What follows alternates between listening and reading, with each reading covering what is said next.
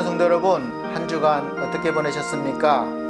하루가 금방 지나가는 것 같습니다. 벌써 한 주가 지나가고 오늘은 5월 둘째 주 어버이 주일로 하나님 앞에 예배를 드리도록 하겠습니다. 다 같이 묵상기도 드리겠습니다.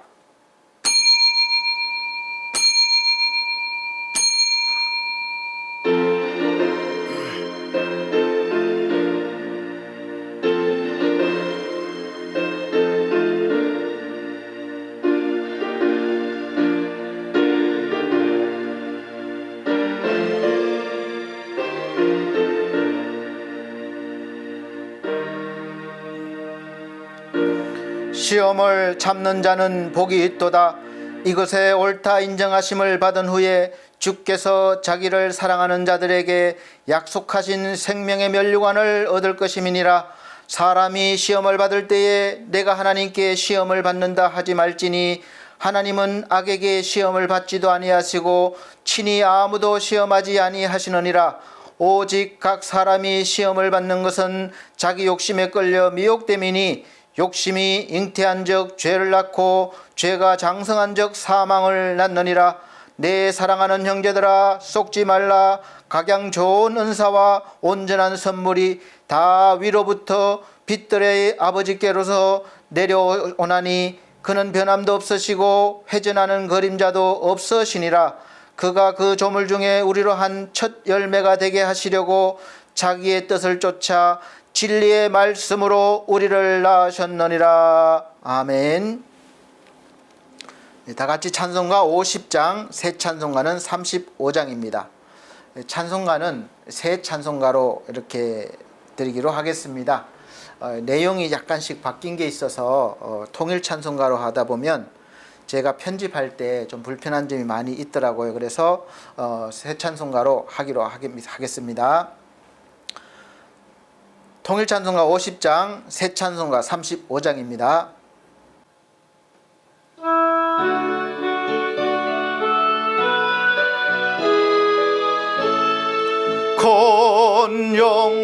건영화로신 주 이곳에 오셔서 예모인 자들로 주 백성 삼으사 그 중에 항상 계시고 그 중에 항상 계시고 건영광 나타내소서. 이 백성 기도와 또 예물 드림이 향내와 같으니 곧 받으옵소서. 주 예수 크신 복음을 주 예수 크신 복음을 만 백성 듣게 하소서. 또 우리 자손들 다 주를 계리고 저 성전 돌같이 긴하게 하소서. 주 구원하신 능력을 주 구원하신 능력을 늘 끝날까지 주소서.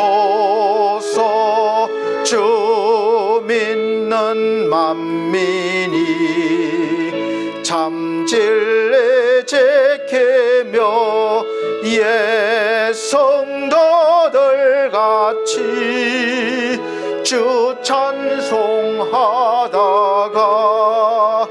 저 천국 보좌 앞에서 저 천국 보좌 앞에서 늘 찬송하게 하소서.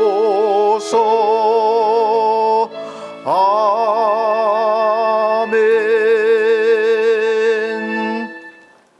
네, 성시교독 교독문 72번 새 성경책은 98번입니다. 어버이 주일. 72번 새 성경책은 98번입니다. 어버이 주일. 제가 한 절, 우리 성도님들께서 한 절 천천히 봉독해 나가도록 하겠습니다. 내 부모를 공경하라. 그리하면 내 하나님 여호와가 내게 준 땅에서 내 생명이 길리라. 내 아들아, 내 아비의 훈계를 들으며 내 어미의 법을 떠나지 말라. 이는 내 머리에 아름다운 관이요 내 목에 금사슬이니라. 너를 낳은 아비에게 청종하고 내 늙은 어미를 경히 여기지 말지니라. 내 부모를 즐겁게 하며 너를 낳은 어미를 기쁘게 하라. 자녀들아, 주 안에서 너희 부모에게 순종하라. 이것이 옳으니라. 내 아버지와 어머니를 공경하라. 이것은 약속이 있는 첫 계명이니 이로써 내가 잘되고 땅에서 장수하리라. 아멘. 다 같이 사도신경으로 신앙고백 드리도록 하겠습니다. 나는 전능하신 아버지 하나님 천지의 창조주를 믿습니다. 나는 그의 유일하신 아들 우리 주 예수 그리스도를 믿습니다. 그는 성령으로 잉태되어 동정녀 마리아에게 나시고 본디오 빌라도에게 고난을 받아 십자가에 못 박혀 죽으시고 장사된 지 사흘 만에 죽은 자 가운데서 다시 살아나셨으며 하늘에 오르시어 전능하신 아버지 하나님 우편에 앉아 계시다가 거기로부터 살아있는 자와 죽은 자를 심판하러 오십니다. 나는 성령을 믿으며 거룩한 공교회와 성도의 교제와 죄를 용서받는 것과 몸의 부활과 영생을 믿습니다. 아멘. 네, 다 같이 찬송가 23장, 새 성경책도 찬송가도 23장입니다. 23장 다 같이 찬송 부르신 후에 권경희 권사님 예배를 위해서 기도해 주시도록 하겠습니다.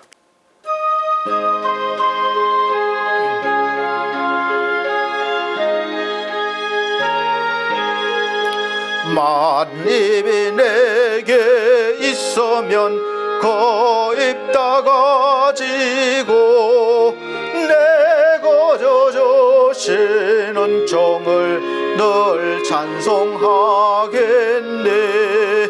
내 은혜로신 하나님 날 도와주시고 그 크신 영광 널리 펴 달게 하소서. 내 주의 귀한 이름이 날 위로하시고 이 귀의 음악 같으니 참 희락되도다. 내 죄의 권세 깨뜨려 그 결박 보시고 예추한 마음을 비로소 고정케 하셨네.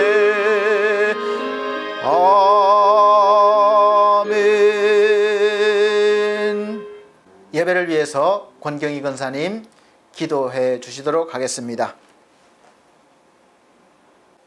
사랑과 은혜가 충만하신 하나님 아버지, 가정의 달 5월을 맞이하여 주님의 거룩한 성전에 나와 감사와 기도로 예배드리게 하여 주시니 참으로 감사드립니다. 아멘. 주님이 만드신 이 아름다운 세상에 모든 생명 있는 것들이 향기를 바라고 성숙을 위하여 발돋움하고 있는 이때 저희들의 믿음도 더욱 발돋움할 수 있는 신앙이 되게 하여 주시옵소서. 아멘. 능력 주시는 자 안에서 무엇이든지 할 수 있다는 신앙을 소유할 수 있게 하시고 그 신앙 속에서 더욱 힘있게 전진할 수 있는 저희들이 다 되게 하여 주시옵소서. 아멘. 사랑해 주님, 가정의 달을 맞이하여 그동안 바쁘게 사느라 자주 돌아보지 못했던 가족들과 이웃들을 돌아보게 하시고 저희들의 저희들의 구원을 십자가의 사랑으로 완성하신 주님을 기억하며 그 사랑을 받은 자로서 사랑을 베풀고 나눔에 힘쓸 수 있는 저희 모두가 되게 하여 주시옵소서. 아멘. 거룩하신 하나님 아버지, 주님의 크신 뜻이 계셔서 주님의 몸된 반석교회를 세워주셨사오니 이 시대의 구원의 역사를 감당하게 하여 주시옵시고 복음의 빛과 진리의 말씀만을 전파하는 교회로 더욱 든든히 서갈 수 있도록 축복하여 주시옵소서. 반석교회에 속한 모든 성도님들의 가정 위에도 함께하사 늘 사랑과 평강이 넘치는 가정들이 되게 하여 주시옵시고 믿지 않는 가정들과 비교해 볼 때 구별된 삶이 있게 하여 주시옵시고 언제나 찬송과 기도가 끊이지 않는 감사가 넘치는 가정들이 다 되게 하여 주시옵소서. 사랑의 하나님, 오늘도 말씀을 들고 단위에 세우신 권도영 목사님을 위해 기도드립니다. 항상 영육간의 강건함을 허락하여 주시옵시고 저희들에게 줄 영의 양식인 말씀을 준비하실 때 날마다 놀라운 지혜를 부어 주시옵시고 말씀을 선포하실 때엔 주님의 권능과 권세와 능력의 말씀이 될 수 있도록 축복하여 주시옵소서. 예배의 시종을 주님께 의탁하오며 언제나 항상 함께 하시는 예수 그리스도의 이름으로 기도드리옵나이다. 아멘.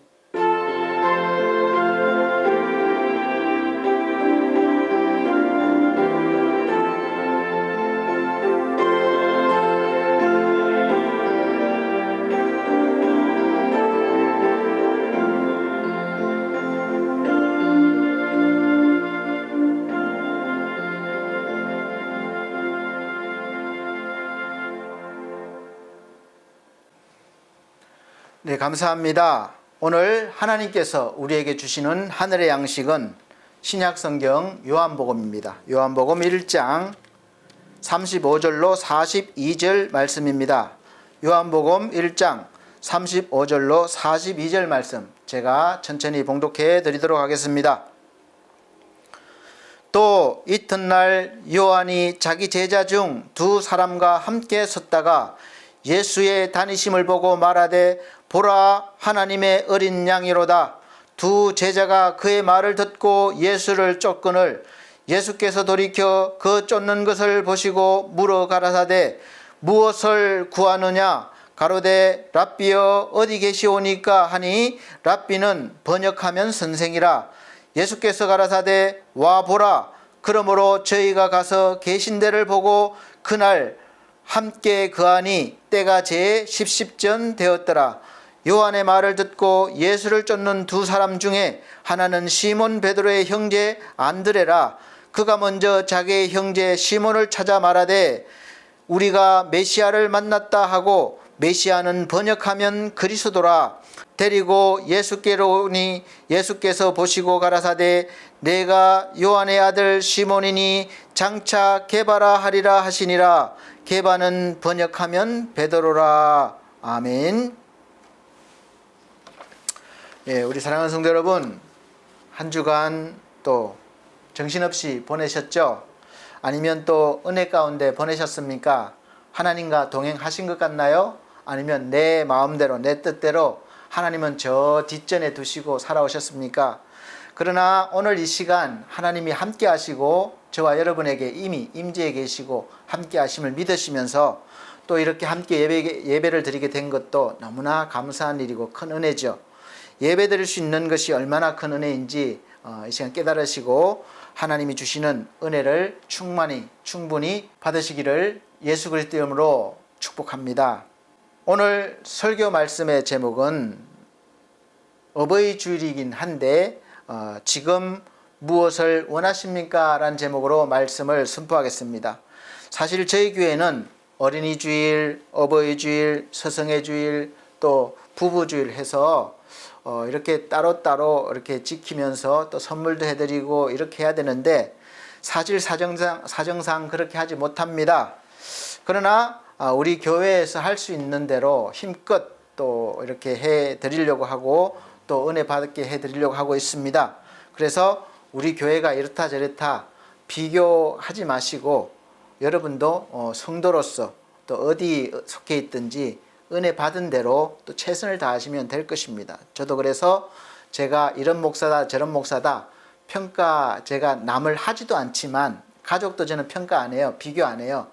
그렇다고 또 평가받는 것도 좋아하지 않습니다. 그냥 제가 받은 그 사명 최선을 다해서 할 수 있는 대로 열심히 하나님 은혜 가운데 하는 것이 너무 감사하고 또 그렇게 해야 되기 때문에 그렇습니다. 그래서 저희 교회도 마찬가지로 이렇게 예배를 드리고 있지만 그래도 우리 반석교회 하나님이 세우신 교회고 생명을 주기 위한 그런 살리기 위한 교회임을 믿고 그렇게 사역을 하고 있습니다. 이 시간 그래서 생명 얻으시기를 예수 그리스도로 축복합니다. 5월은 가정의 달입니다. 그리고 기념일이 많습니다. 어린이날, 어버이날, 스승의 날, 또 부부의 날. 첫째 주일이 어린이 주일이고 둘째 주일이 어버이 주일로 셋째 주일을 스승의 주일, 넷째 주일을 부부 주일로 지키고 있는 교회가 많습니다. 기념일이 많다는 것은 사실 원하는 것이 있고 또 줘야 되는 것이 있고 또 받아야 될 때가 있는 것이죠. 작은 형님 손자 녀석이 올해 초등학교를 입학해서 다니고 있는데 어린이날이라고 아마 선물을 미리 받았는 것 같아요. 그러니까 어린이니까 받자마자 막 열어보고 싶은데 부모가 어린이날 열어봐라 그랬던 것 같아요. 그러니까 이제 열어보지 못하고 기다렸겠죠. 얼마나 설렜겠습니까? 그러니까 평상시 같으면 학교 가라고 그렇게 깨워도 안 일어났는데 5월 5일날 뭐 깨우지도 않았는데 6시에 일어나서 그 선물을 열어보려고 그렇게 했다는 거예요. 그러니까 이 이야기를 카톡에 남긴 것을 보면서 첫 번째는 선물이라는 것이 이렇게 좋구나 하는 것을 느꼈고, 둘째는 이 선물도 어린아이 때가 가장 순수하게 기뻐하고 받을 수 있구나 이런 생각을 하고 또 느꼈습니다. 사실 나이가 들어가면서 웬만한 선물을 받아가지고는 사실 감동받는 것도 그렇고 기뻐하고 설레이는 마음도 점점 없어지는 것 같습니다. 여러분은 그렇지 않아요? 웬만한 선물 받아가지고는 내 마음이 안 차는 거죠. 그래서 요즘은 또 받는데 돈으로 줬으면 하는 분들도 많이 계실 겁니다. 근데 돈도 액수에 따라서 기분이 다르겠죠. 우리 사랑하는 성도님들은 어떤 선물을 원하시고 또 어떤 선물을 받으셨습니까? 아직 받지 못한 분도 계시고 또 받은 분도 계실 거예요. 사실 선물은 주려는 사람도 받는 사람도 함께 만족하기가 어려운 것 같습니다. 여러분은 어떤 선물을 원하시고 또 어떤 선물이 좋은가요? 목사님, 선물이 어떤 게 중요한가요? 마음이 중요하죠. 그렇게 말씀하실 수 있는데 맞는 말씀입니다. 마음이 중요합니다. 그런데 그 중요한 마음만 주면 받는 사람이 그렇게 좋아하지 않습니다. 그거 다 여러분이나 저나 다 알고 있는 사실이에요. 그래서 꼭 알아두어야 할 것이 평상시에 마음이 있어야 한다는 것입니다. 마음에도 없다가 무슨 기념일이라고 그냥 선물만 주면 받는 사람도 그걸 알기 때문에 받긴 받지만 감동도 별로 없고 고마움도 별로 없는 것입니다. 그래서 선물은 평상시에 상대방에 대한 마음이 있어야 하고 그런 관계가 유지되고 있어야 하는 그런 상태에서 마음과 표현을 하는 것이 제일 좋은 선물이 될 것입니다. 그런데 우리가 선물을 주는 사람이나 받는 사람이나 중요한 사실을 한 가지 더 알아야 합니다. 현금이나 돈으로 주곤 산 선물은 아무리 좋은 것을 받아도 사실 얼마 가지 않으면 그 감사함이, 고마움이 사라져버리고 또 그 나중에는 더 좋은 것을 나도 모르게 원하게 되고 그 원하는 것이 오지 않을 때는 그 앞에 받은 것을 다 잊어버리고 이 서운한 마음이 들고 서운한 마음이 깊어지면 미운 마음, 화가 나는 그런 마음이 들게 됩니다. 자식은 부모에게 적거나 많거나 사실 많이 받고 살고 있습니다. 그리고 재산이 있는 부모를 둔 자식들은 알게 모르게 그 부모의 재산으로 인해서 비교적 사회에서 자기의 노력보다는 그 재산 덕을 보는 사는 경우가 많이 있습니다. 그런데 부모가 점점 나이가 들어가고 힘이 없어지면 이제 그 남은 재산에 대해서 자식들 간에 다툼이 일어나게 됩니다. 또 부모와 자식 간에도 다툼이 일어나게 되는 거예요. 그동안에 사업한다고 장남이라고 또 뭘 한다고 제일 많이 부모님한테서 받아서 쓰고 살았는데 그러면은 유산은 좀 적게 받으면 되지 않느냐. 원리는 그런데 또 똑같이 받으려고 하고 또 더 받으려고 하니까 서로 다투기도 하고 싸우기도 합니다. 또 자기는 받지도 못하고 부모님만 모시고 왔으니까 그게 더 나는 노력이 했으니까 더 많이 받아야 된다고 또 그렇게 주장해서 다투기도 하고 또 다투진 않아도 마음에 서운한 마음이 들어서 이제 부모님이 이 세상을 떠나고 난 뒤에는 서로 보지도 않고 살게 되는 경우를 종종 볼 수가 있습니다. 그리고 부모님들도 이 자식들한테 현금이나 선물을 받을 때에는 처음에는 너무 기특하고 고마운 감정이 오래 갑니다.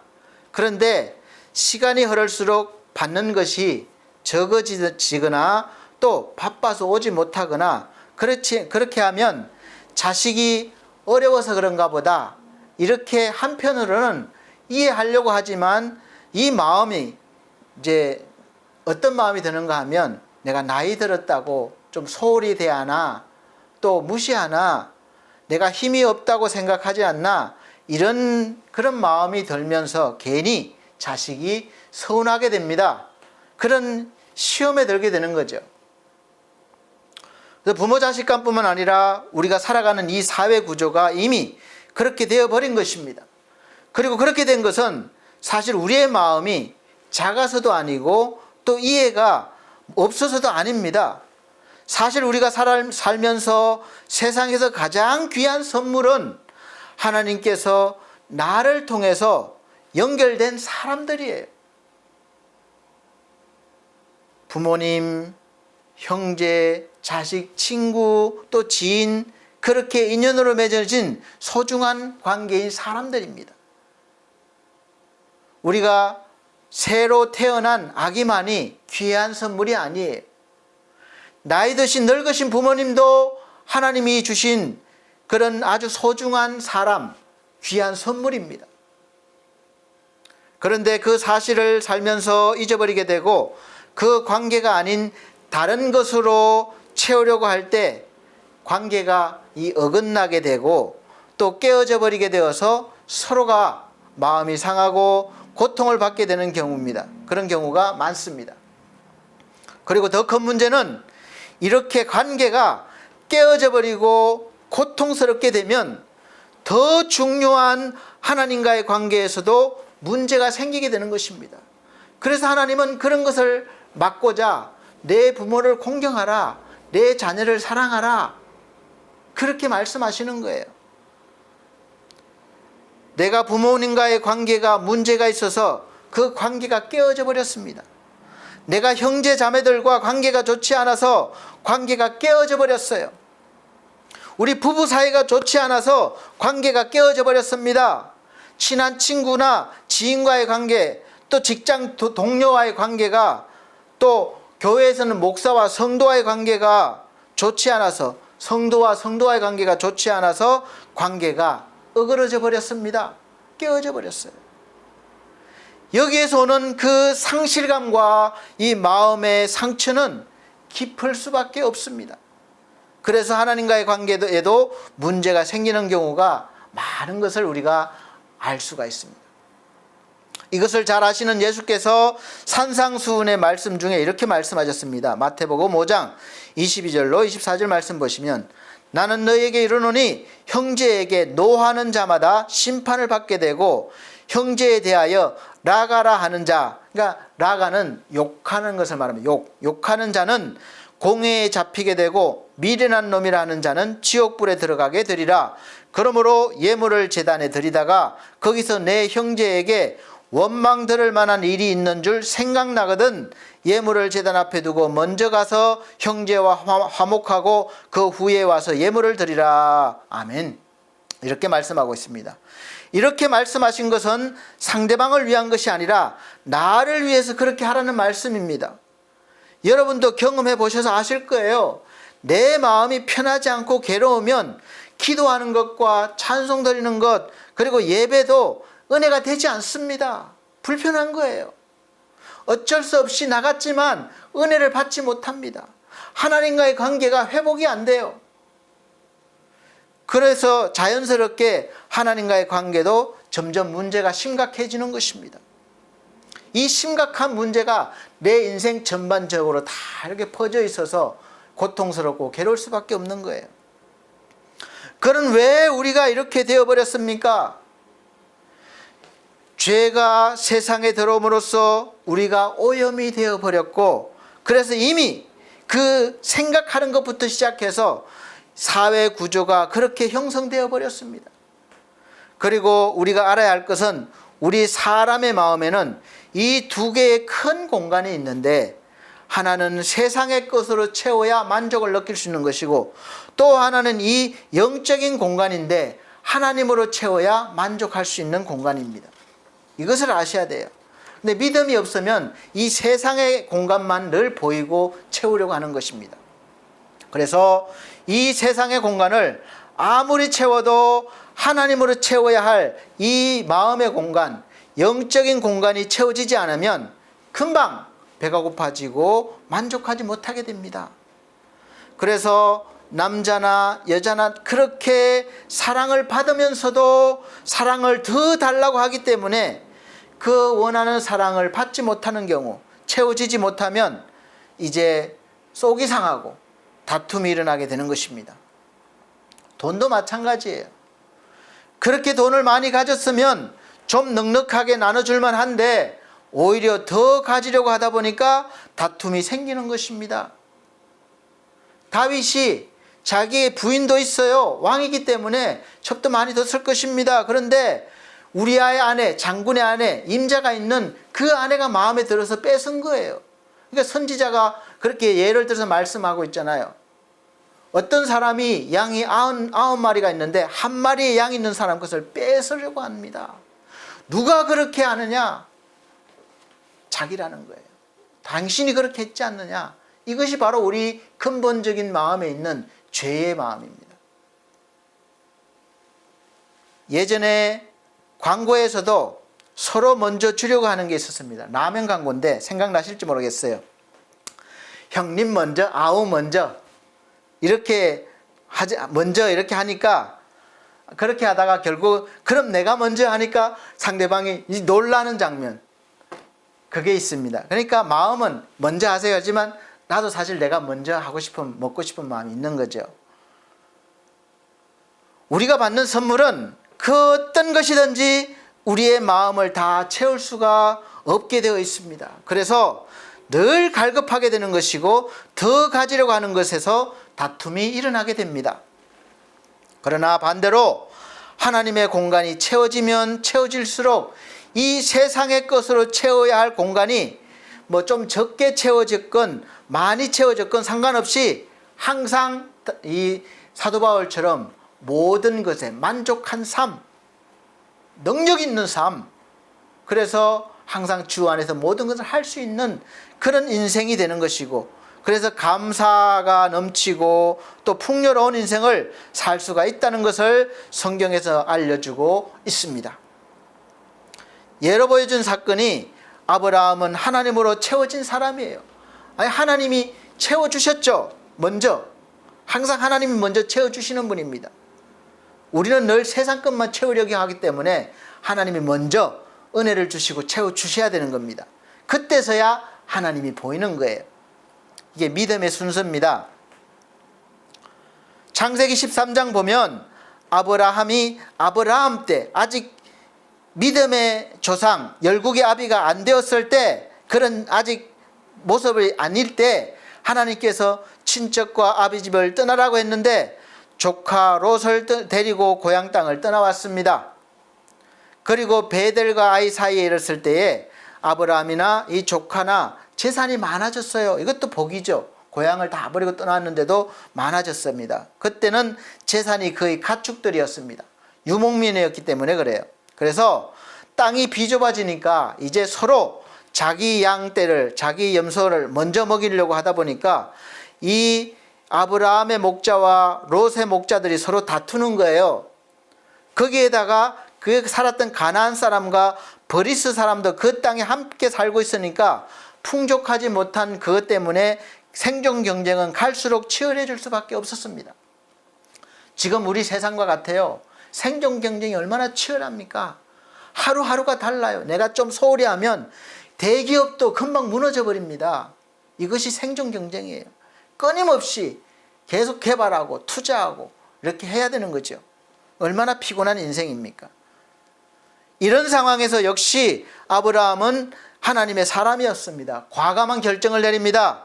창세기 13장 8절에 9절 말씀 보면 아브라함이 롯에게 이르되 우리는 한 고륙이라 나나 너나 내 목자나 내 목자나 서로 다투게 말자. 내 앞에 온 땅이 있지 아니하냐. 나를 떠나라. 내가 좌하면 나는 우하고 내가 우하면 나는 좌하리라. 아멘. 얼마나 넉넉한 마음입니까? 하나님이 없이는 이런 마음이 될 수가 없어요. 아브라함은 롯의 삼촌이었습니다. 롯이 조카예요. 그럼 먼저 자기가 원하는 것을 말할 수 있습니다. 그런데 조카에게 양보를 하는 것이에요. 그 이유는 아브라함이 마음이 넓어서가 아닙니다. 아브라함의 그 영의 공간에는 하나님으로 채워져 있었기 때문에 그럴 수 있었던 것입니다. 그리고 조카는 그 영혼의 공간이 비어 있었기 때문에 세상 것으로 채우려는 그런 욕심밖에 없었습니다. 그래서 삼촌이 먼저 택하라고 말했어도 예의상 도리상 아닙니다. 삼촌이 먼저 하세요. 그랬어야 되는 거예요. 그런데 그 말을 듣자마자 그것도 눈을 들어서 제일 좋아 보이는 땅을 먼저 차지하려고 했던 거예요. 그때는 소돔과 고모라 땅이었습니다. 육적인 눈으로 봤을 때는 물이 넉넉하고 에덴 동산 같고 풍족한 땅으로 보였습니다. 그러나 그 땅은 결국은 죄가 만연해져서 하늘에서 떨어지는 불심판을 받게 되었습니다. 죄가 되어버렸죠. 그 가운데 조카로선 재산을 다 잃고 겨우 아내와 두 딸만 데리고 살아나오게 되었습니다. 그것도 믿음의 사람 삼촌 아브라함의 중보기도 덕분이었어요. 그런데 또 그 아내는 되돌아보지 말라고 하는 하나님의 말씀을 어기고 되돌아봤다가 소금기둥이 되었고, 두 딸은 대를 이으려고 아버지에게 술을 먹이고 취하게 한 뒤에 아버지와 차례대로 관계를 가진 후에 아들을 낳았는데, 그 아들들이 바로 모압과 암몬이었습니다. 그 모압과 암몬이 그 족속을 이루었고, 이 두고 이스라엘 백성들을 괴롭히는 그런 죄의 족속이 되은 거예요. 그러니까 죄로 시작한 것은 죄가 더 커져서 이렇게 계속해서 더 악해질 수밖에 없습니다. 죄의 뿌리는 이렇게 끈질기고 악한 것입니다. 이 사건에서 우리는 무엇을 교훈받아야 합니까? 우리 마음의 공간에 다른 것으로 채우려고 하지 말고 먼저 영의 공간에 하나님으로 먼저 채워야 한다는 그런 말씀입니다. 그런 교훈이에요. 소돔과 고모라가 아무리 풍요로운 땅이었어도 그곳에 사는 사람들의 마음이 악하면 결국 멸망당하게 되는 땅이 될 수밖에 없는 것입니다. 마찬가지로 여러분들이 사업을 크게 하고 성공하고 직장 생활을 열심히 하고 투자를 열심히 해서 잘해서 많은 것을 얻고 성공적인 인생을 살았다 할지라도 가졌다 할지라도 여러분 속에 하나님이 계시지 않으면 결국은 그 얻은 것들을 통해서 오히려 고통을 당하게 되고 죄를 더 많이 짓게 되고 끈질기게 우리를 괴롭게 하기 때문에 하나님, 아브라함처럼 하나님으로 채우고 난 뒤에 그것들을 사용해야 될 것입니다. 그래서 하나님과 먼저 함께하는 인생을 우리는 살아야 하는 것입니다. 아브라함의 조카 롯이 차라리 삼촌이 떠나라 했을 때 다툼의 원인이 되었던 가축들을 삼촌한테 맡기든지 삼촌이 좀 관리해 주세요 그러든지 또 뭐 어쨌든 삼촌 곁을 떠나지 않았다면 멸망당하지는 않았을 것입니다.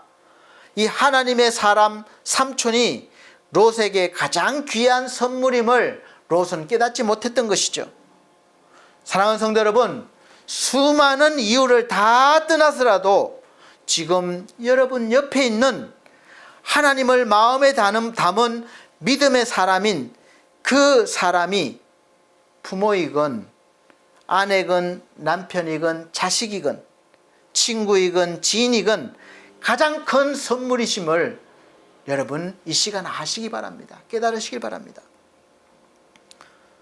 그리고 비록 하나님을 믿지 않아도 하나님께서 구원하시려는 귀한 사람이면은 선물이면은 틀림이 없습니다.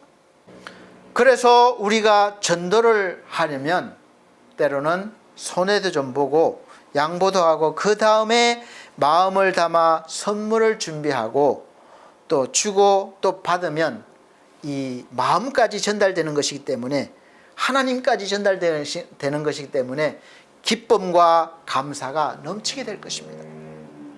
그리고 그래서 그 선물은 단순한 선물이 아니라 하나님의 마음이 담겨 있는 선물이 됩니다.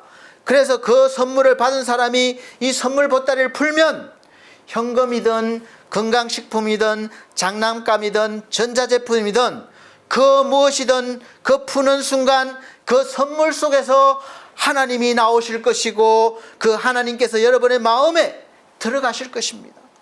그러면 여러분의 마음도 그 선물을 준 사람처럼 마음에 하나님으로 가득 채워질 것입니다. 사랑하는 성도 여러분, 가장 귀한 선물이 무엇입니까? 바로 여러분 옆에 있는 하나님의 사람이에요. 그리고 더 귀한 선물이 무엇입니까? 바로 그 사람 속에 있는 하나님이심을 믿으시길 바랍니다. 그래서 그 사람을 통해서 하나님까지 받아야 진짜 선물을 받는 것입니다. 할렐루야. 그럼 하나님을 선물로 받은 것을 어떻게 알 수 있습니까? 눈에 보이지 않는데. 선물로 눈에 보이게 나타나신 분이 바로 예수 그리스도이십니다. 그리고 예수께서 하신 모든 일들이 바로 나에게 가장 귀한 선물을 주시기 위함이셨어요. 그리고 예수께서 부활하셨고 이제 성령으로 오셔서 말씀과 함께 활동을 하시는 것입니다. 가장 귀한 선물인 하나님을 만나시고 싶으신 분들은 그래서 말씀을 들으라는 거예요. 말씀을 읽고 묵상하시라는 거예요. 그러면 성령께서 내가 듣고 읽고 묵상하는 그 말씀을 통해서 여러분들이 충분히 하나님을 느끼고 알고 경험할 수 있도록 여러분의 모든 일상 가운데에서도 항상 함께 하시면서 나를 도우시고 또 하심을 믿게 하실 것입니다. 그리고 체험하게 하실 것입니다. 이사야 53장 5절 말씀에는 그가 찔림은 우리의 허물을 인함이요 그가 상함은 우리의 죄악을 인함이라. 그가 징계를 받음으로 우리가 평화를 누리고 그가 채찍에 맞음으로 우리가 나음을 입었도다 라고 말씀하고 있습니다. 나는 허물이 많은 사람입니다. 그런데 예수께서 나의 그 많은 허물을 대신해서 찔리셨다는 거예요. 나는 죄가 많은 사람이에요. 그런데 예수께서 나의 죄악을 위해서 징계를 받고 채찍에 맞으셨다는 것입니다. 그래서 나는 아무것도 한 것이 없지만 그가 그렇게 하셨으므로 내가 평화를 누리고 나음을 입었다는 것입니다. 이것을 믿으라는 거예요. 믿어지십니까? 아멘입니까? 아멘하면 나의 것이 되는 거예요. 이 말씀을 믿으시길 바랍니다. 믿으실 때 하나님의 말씀이 살아 역사하시고 나를 구원하실 뿐만 아니라 아픈 곳을 치료해 주시기도 하시고 고쳐주시기도 하시고 또 막힌 문제를 열어주시기도 하시는 것입니다. 한 번만이 아니라 계속해서 이 사실을 믿고 주장해야 됩니다. 내가 충만하고 믿어질 때만 아니라 내가 어렵고 힘들 때, 하나님이 없는 것 같을 때도 이 말씀대로 내가 주장하고 믿어야 되는 것이죠. 이것이 바로 믿음을 유지하는 것이에요. 우리 인생은 사는 날 동안에 어쩔 수 없이 저도 그렇고 여러분도 그렇고 근심과 고통이 끊이질 않습니다. 예수 믿는다고 다 해결된 것이 아니에요. 파도처럼 계속해서 밀려옵니다. 큰 사건, 작은 사건, 큰 고통, 작은 고통, 이런 문제, 저런 문제 계속해서 밀려와요. 해결된 것 같은데 또 다른 것이 옵니다. 그것이 큰 파도냐 작은 파도냐가 문제입니다. 파도처럼 계속 밀려오는 거예요.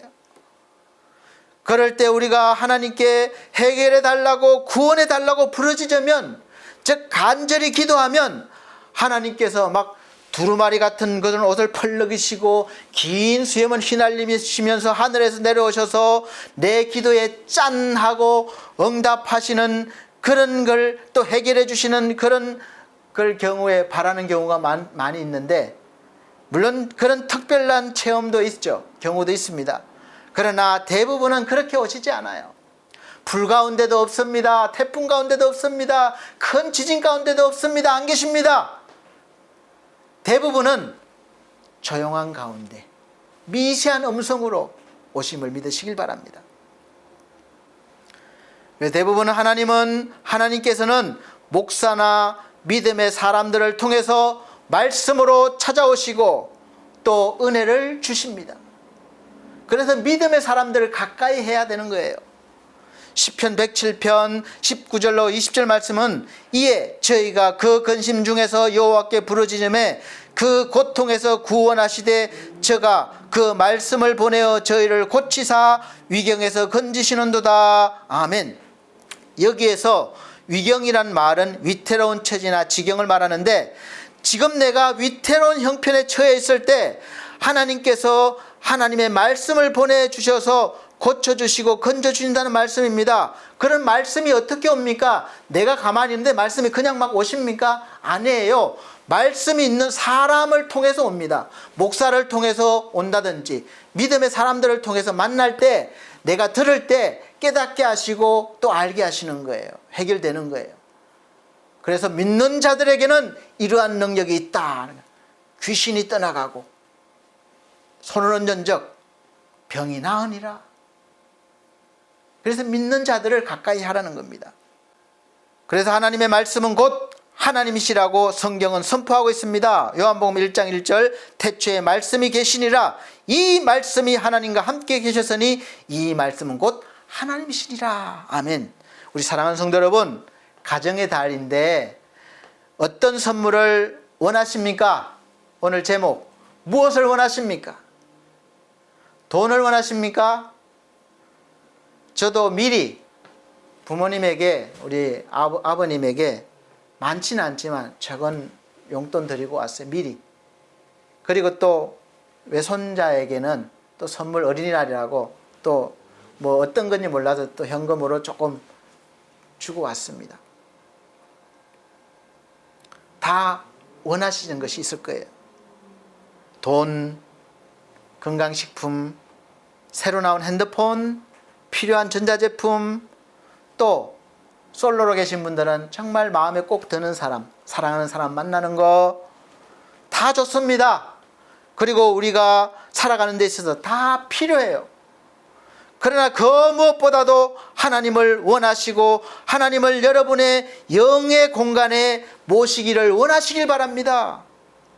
그러면 여러분의 영의 공간이 아무리 넓어도 꽉 채워주시는 분입니다. 하나님이 들어오시면 꽉 채워지는 거예요. 그분 속에 모든 것이 다 들어있습니다. 그러면 나머지 세상 것으로 채워야 할 그 마음의 공간까지도 차고도 넘칠 것입니다. 그래서 내가 비록 많이 가지지 않았지만 늘 풍성하게 사는 거예요.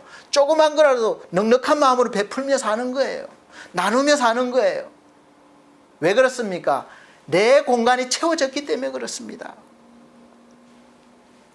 가정의 달에 가장 귀한 선물이 지금 여러분 옆에 있는 사람과 여러분과 관계 있는 사람이라는 것을 깨달으시고 또 감사하시고 한 걸음 더 나가서 더 귀한 선물인 하나님을 여러분의 마음에 모셔서 날마다 여러분의 인생이 풍성해지고 넘치시기를 예수 그리스도로 축복합니다. 사랑하는 성도 여러분, 기념일이 됐을 때, 내가 해당될 때 이제 무엇을 원하시고 받아야 될지 아셨습니까? 아마 대부분 1순위가 돈일 거예요. 현금 주세요. 현금을 좀 달라. 요즘은 그냥 돈으로 달라기도 합니다. 그런데 받는 사람은 좋은데 주는 사람은 이 어려울 때 살짝 부담되어 되는 것이 사실입니다. 그렇지만 마음을 담고 작은 선물이라도 얼마 되지 않는 용돈이라도 주고 받으면 그래도 이 어려울 때에 마음이 따뜻해질 수가 있을 것입니다. 그리고 거기에 더 귀한 선물인 예수 그리스도를 전하는 것이 가장 귀한 선물이 될 것입니다. 왜냐하면 우리 모두에게 가장 필요한 것은 바로 예수 그리스도이시기 때문에 그렇습니다. 우리는 모두 주가 필요해. 깨지고 상한 마음 주가 여시네. 우리는 모두 주가 필요해. 모두 알게 되리 사랑의 주님. 사랑하는 성도 여러분, 주님 받으시면 다 된 겁니다. 넉넉해지실 것입니다. 감사가 넘칠 것입니다. 이 시간 주님을 받으시길 바랍니다. 지금 이렇게 말씀을 들으시고도 많은 분들이 무엇이 필요한지 사실 모릅니다. 지금 우리 인생에, 지금 당장 내 형편에 가장 필요한 게 뭔지 사람마다 다 다를 수 있지만 사실은 진짜 필요한 게 뭔지 우리는 몰라요. 지금 필요한 게 뭡니까? 목사인 저도 돈이 필요하고 함께 좀 협력할 사람이 필요합니다. 돈 때문에 하는 일들이 꼬이고 막히고 어려움 당하고 사람 관계도 변하게 되는 것이 세상입니다. 원하는 것이 내게 오지 않을 때 마음이 상하고, 마음이 상하면 바른 생각을, 바른 판단을 할 수가 없습니다. 그래서 모든 부분이 자꾸 어려워지는 것입니다. 그런데 그럼 그 돈이 원하는 만큼, 아니 필요한 만큼이라도 지금 나에게 또 온다면, 있으면 어렵지 않고 변하지 않을 것 같습니까? 인생 살면서 어려움이 없을 때는 없는 것 같고 변하지 않는 것도 없는 것 같습니다. 제가 50평생 중반까지 살아보니까 짧지만 그래도 좀 알 것 같습니다. 많이 사신 분들은 더 많이 아시겠죠. 그래서 오직 변하지 않고 영원한 것은 하나님의 말씀뿐입니다. 할렐루야. 그래서 말씀을 사모하라는 거예요. 이사야 40장 5절에서 8절은 여호와의 영광이 나타나고 모든 육체가 그것을 함께 보리라. 대저 여호와의 입이 말씀하셨느니라. 말하는 자의 소리여 가로되 외치라. 대답하되 내가 무엇이라 외치리이까. 가로되 모든 육체는 풀이요 모든 아름다움은 들의 꽃 같으니 풀은 마르고 꽃은 시들면 여호와의 기운이 그 위에 불미라. 이 백성은 실로 풀이로다. 풀은 마르고 꽃은 시드나 우리 하나님의 말씀은 영영이 서리라 하라. 아멘. 여러분, 우리 인생이 영원할 것 같지만 모든 인생이 이 풀과 같이 싹이 나고 꽃몽우리가 피고 아름답다가 결국은 때가 되면 시들어버리고 마른 풀과 같이 된다는 말입니다.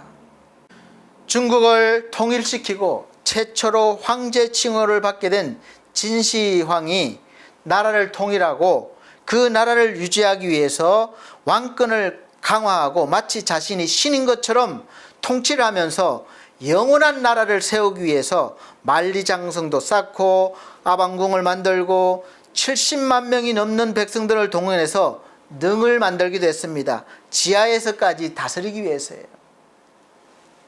그리고 불로장생을 하기 위해서 불사약을 구해 오겠다고 한 이 서복이라는 방사가 타고 갈 배에 수많은 보물과 소년 소녀 3,000명을 태우고 보냈는데 이 서복이란 사람이 결국은 사기친 거죠. 돌아오지 않았습니다. 아마 그 준 걸 잘 먹고 잘 썼겠죠. 그리고 그 외에도 많은 사람들이 찾아 나섰지만 결국은 얻지 못하고 그렇게 화려하게 지은 아방궁에서 죽지도 못하고 지방을 순행하다가 병을 얻어서 사구라는 지방에서 그것도 8, 90세도 아니에요.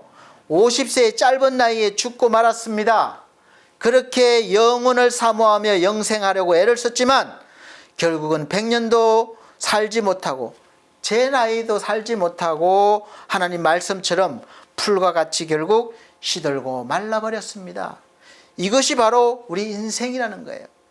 결국 이 역사를 보면서 우리가 보고 깨달아야 합니다. 아무리 인간이 뛰어나고 재능이 많다고 해도 결국은 한 세대를 넘지 못하고 사라지고 말 것이라는 것을 알고 영원하신 하나님, 영원한 생명을 주시는 하나님을 찾으라는 것입니다.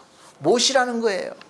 그리고 말씀은 곧 하나님이시고 그래서 하나님의 말씀을 받으면 영생하게 되는 것입니다. 그래서 하나님의 말씀을 받는 자들은 신이라고까지 말씀하고 있습니다. 요한복음 10장 35절 말씀에는 성경은 패하지 못하나니 하나님의 말씀을 받은 사람들을 신이라 하셨거든. 여러분 말씀 받으면 신이 되는 거예요. 사랑하는 성도 여러분, 그래서 돈을 선물로 받는 것도 좋지만 또 원하는 것을 선물로 받는 것도 좋지만 가장 좋은 선물은 하나님의 말씀인 줄 믿으시길 바랍니다. 야고보서 1장에서는 사람이 마음이 상하고 시험을 받는 것은 욕심에 걸려서 미혹된다고 말씀하시면서 눈에 보이는 선물에 쏙지 말라고 하셨습니다. 쏙지 말라는 말씀은 그 선물을 받고 잠깐 기뻐하고 또 누리고 욕심을 부리지 말라는 말씀입니다. 선물 때문에 너무 큰 기대도 또 너무 실망도 하지 말라는 말이에요. 선물은 그냥 선물일 뿐이기 때문이고 우리에게는 진짜 선물이 따로 있기 때문에 그렇습니다. 그래서 곧바로 진짜 선물을 소개하고 있습니다. 야고보서 1장 16절로 18절 내 사랑하는 형제들아 속지 말라. 각양 좋은 은사와 온전한 선물이 다위로부터 빛들의 아버지께로서 내려오나니 그는 변함도 없으시고 회전하는 그림자도 없으시니라. 그가 그 조물 중에 우리로 한 첫 열매가 되게 하시려고 자기의 뜻을 쫓아 진리의 말씀으로 우리를 낳으셨느니라. 아멘. 오래전 창세기 3장 15절에서 예언하신 예수 그리스도께서 창세기 1장 15절에는 내가 너로 여자와 원수가 되게 하고 너의 후손도 여자의 후손과 원수가 되게 하리니 여자의 후손은 내 머리를 상하게 할 것이요 너는 그의 발꿈치를 상하게 할 것이니라. 이렇게 말씀하고 있습니다. 그래서 계속해서 여자의 후손이라고 말씀하신 것은 이 사람의 씨, 즉 사람의 핏줄이 아니라 성령으로 동정녀 마리아에게서 나실 예수 그리스도를 예언하신 것입니다. 예수께서 이 악한 사단의 머리를 상하게 할 것이라는 거예요. 그런데 이 예언된 말씀이 실제로 우리 눈에 보이도록 손으로 만져보도록 육신을 입고 오셨습니다. 우리를 새롭게 하나님의 자녀로 거듭나게 또 해주셨음을 말씀하고 있습니다. 요한복음 1장 14절 말씀이 육신이 되었다고요. 말씀이 육신이 되어 우리 가운데 거하심에 우리가 그 영광을 보니 아버지의 독생자의 영광이요 은혜와 진리가 충만하더라. 아멘. 우리가 하나님을 만난다는 의미는 말씀을 듣고 말씀이 깨달아지고 말씀을 통해서 영이신 하나님 성령께서 우리 속에 임하시고 그때부터 비록 아직까지는 육을 입고 있지만 영적인 존재로 다시 살아나서 영원한 생명을 가진 존재, 사망에서 생명으로 옮긴 존재가 된 거예요. 하나님의 자녀가 됐습니다. 하나님의 자녀인 존재, 천국 백성으로 살아가면서 은혜와 진리이신 예수 그리스도의 모습을 나를 통해서, 그 충만하심을 나를 통해서 나타내는 삶을 사는 것입니다. 이것이 바로 그리스도인의 삶이에요. 그래서 하나님이신 예수 그리스도를 내가 노력 없이 믿음으로 선물로 받는다는 것입니다. 그래서 우리가 성찬식을 하는 이유가 실제 생명의 떡으로 오신 예수 그리스도를 상징하는 떡을, 또 흘리신 보혈의 피를 상징하는, 내 죄값을 위해서 대신 흘리신 피를 상징하는 포도주를 우리가 그 예수의 피로 이렇게 눈으로 보면서 의미를 가지고 깨닫고 그렇게 먹고 마심으로 주님과 하나됨을 우리가 느끼는 거예요. 믿는 거예요. 그 과정을 통해서 믿음을 얻는 것입니다. 그래, 믿음 없이 받지 말라는 거예요. 하나님의 말씀을 받는다는 것은 하나님을 받는다는 말입니다. 그럼 하나님의 말씀을 어떻게 받습니까? 그냥 우리 인간의 소리와 지식으로는 절대로 받을 수가 없습니다. 공부해서 받는 것이 아니에요. 공부해서 그냥 지식을 먼저 얻을 뿐이죠. 그러나 반드시 지식이 있어야 됩니다. 말씀이 육신이 되신 예수 그리스도를, 그래서 지식을 통해서 믿고 말씀을 들을 때 믿어집니다. 그래서 들을 때 그리스도의 영, 성령께서 우리에게 임해 주십니다. 성령 역시 말씀과 동일하시고 말씀과 함께 역사를 하십니다. 그래서 예수 그리스도께서 부활하시고 제자들을 만나서 가장 먼저 주님의 평강을 주시고 곧이어 바로 성령을 받으라 이렇게 말씀하신 거예요. 성령을 받기 전에 제자들과 성령을 받은 후에 제자들의 모습을 너무나 달라졌습니다. 곧 내 자신을 받으라, 이제 내 속에 거하겠다는 거예요. 예수 그리스도를 받은 우리 성도들은 그때부터 믿음으로 이제 예수처럼 생각하고 예수처럼 말하고 예수처럼 살아가게 되는 것입니다. 그럴 때, 그러한 삶을 살 때 우리를 만나는 사람들도 가장 귀한 선물인 하늘의 선물을 받을 수 있는 기회가 생기는 거예요. 나를 통해서, 우리를 통해서. 그래서 그 선물을 받고 그 영혼도 살아나게 되고 하나님께 우리와 함께 영광을 돌리는 존재가 되는 것입니다. 사랑하는 성도 여러분, 지금 여러분들은 이 세상에서는 없는 이 하늘에서 내려오는 선물, 가장 귀한 선물인 가장 각양 좋은 은사와 온전한 선물을 이미 받으신 줄로 믿으시길 바랍니다. 이미 받으셨어요. 이제는 받은 선물을 확인하시고 사용하실 수 있어야 돼요. 믿음으로. 믿고 감사와 찬양으로 날마다 영광을 돌리시고 그렇게 사시면서 무너진 가정, 상처가 있는 가정 다 회복되어지고, 또 가족들도 흩어지고 무너진 가족들, 또 상처받은 가족들이 회복되어지고 하나가 되고, 그래서 새로운 소망을 얻는 그런 가정의 달로 보내실 수 있으시기를 예수 그리스도로 축복합니다. 기도하시겠습니다. 하나님, 감사합니다. 가장 귀한 선물로 오셔서 또 나를 통해서 가장 귀한 선물을 나누게 하셨습니다. 이제 우리를 통해서 가장 귀한 선물인 하나님이 전해지기를 원합니다. 많은 사람들이 받기를 원합니다. 함께 기뻐하며 함께 감사하며 하나님께 영광을 돌리는 충만한 믿음의 삶을 살게 하여 주시옵소서. 예수 그리스도의 이름으로 축복하기도 함나이다. 아멘. 감사합니다. 이 시간은 봉헌의 시간입니다. 준비하신 예물 찬송 드리시면서 드리도록 하겠습니다. 찬송가 209장, 새 찬송가는 285장입니다.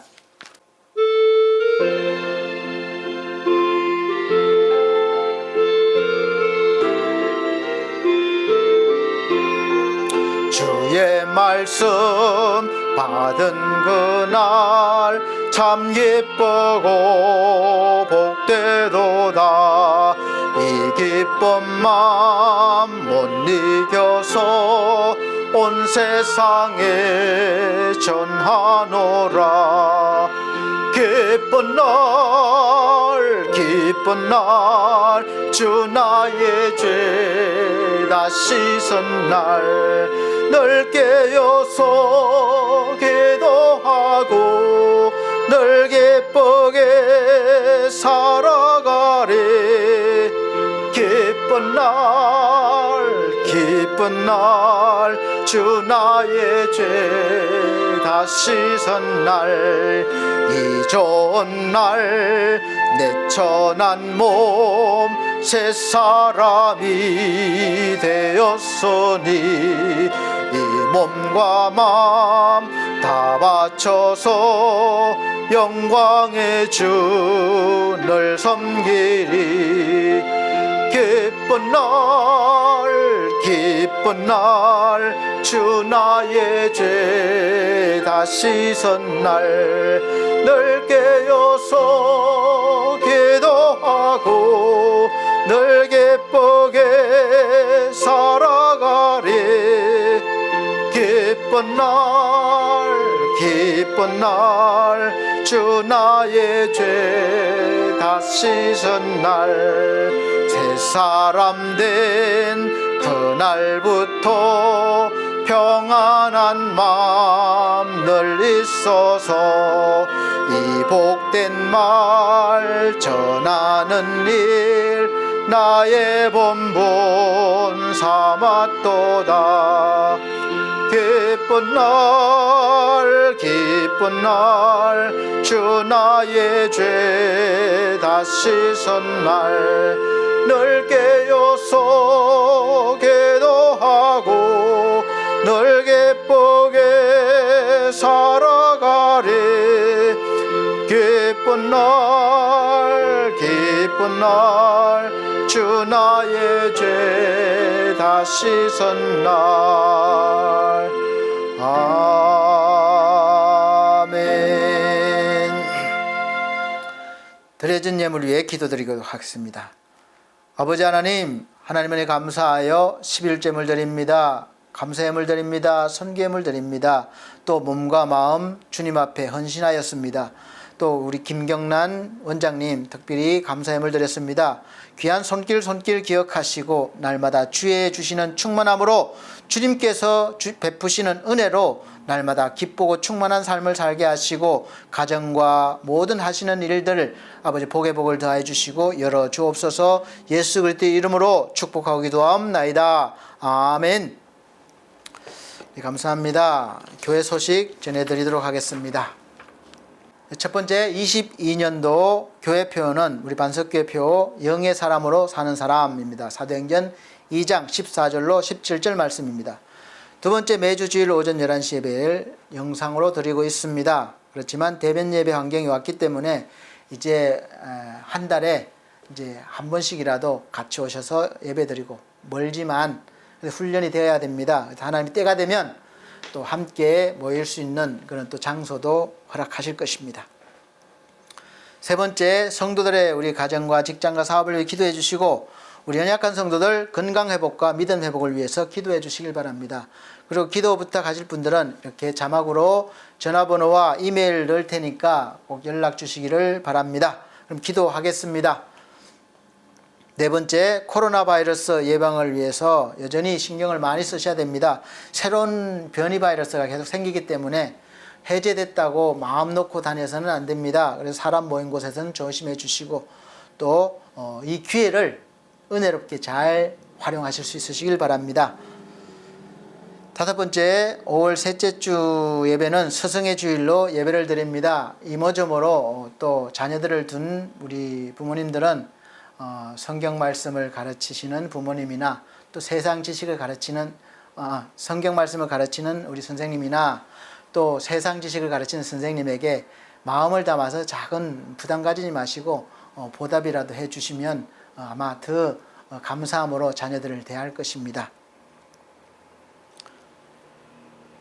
마지막 여섯 번째는 우리 대통령 당선인과 새 내각 구성을 위해서 기도해 주시길 바랍니다. 아마 완전히 갖추기까지는 말도 많고 정치적인 문제이기 때문에 대립도 많이 생길 거예요. 그러나 속히 하나님이 옳은 사람 완성되게 하셔서 뽑히게 하셔서 우리나라가 정말 세계에서도 강국으로 거듭나고 또 올라설 수 있도록 그렇게 지도력을 발휘할 수 있도록 기도해 주시기를 바랍니다. 다 같이 결단의 찬송 59장 새 찬송가 53장 찬송 드리고 축도로 예배를 마치도록 하겠습니다.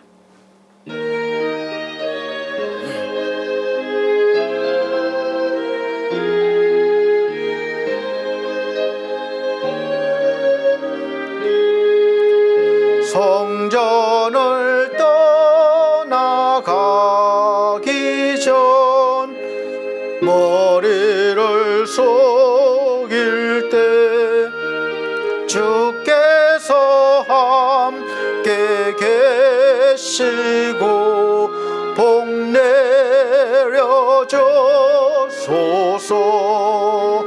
집으로 돌아가는 길 주동행하시고 내 모든 은행 심사를 다 지켜줘소서.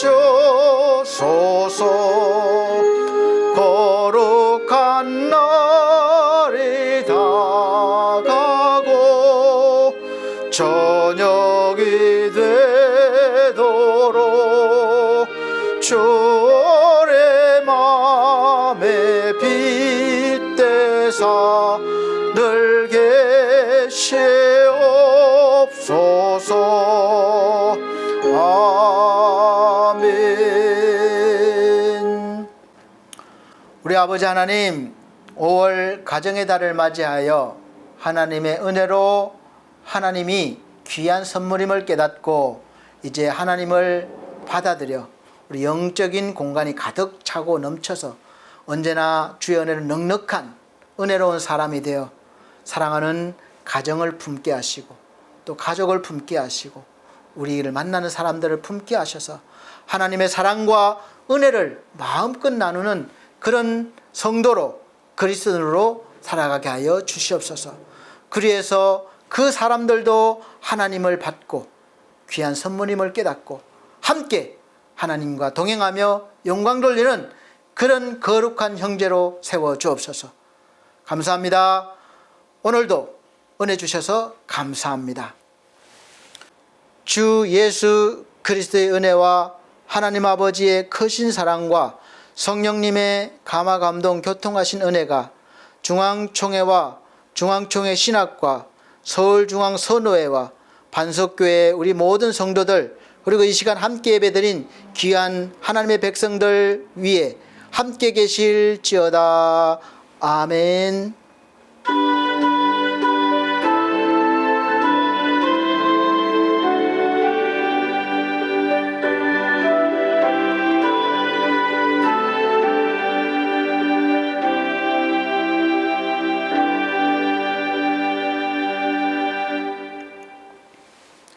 감사합니다. 하나님께 영광 돌립니다.